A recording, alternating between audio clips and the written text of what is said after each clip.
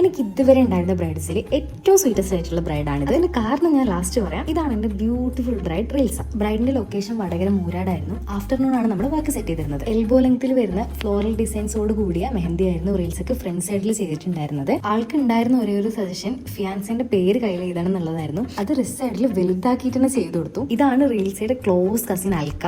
മെഹന്തി ഇടുന്ന full time ആളൊപ്പം ഉള്ളതുകൊണ്ട് തന്നെ ഒരു ബോറടി ഉണ്ടായിരുന്നില്ല. മെഹന്തി ചെയ്ത് കഴിഞ്ഞാൽ പിന്നെ ബ്രൈഡിന് ആ കൈ കൊണ്ട് ഒന്നും ചെയ്യാൻ കഴിയില്ലല്ലോ.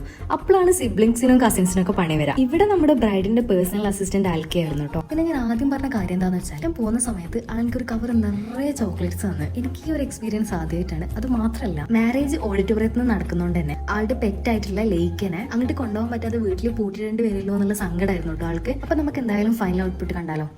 तेरे करीब जो होने लगा हूँ तो टूटे सारे भरम रे सनम.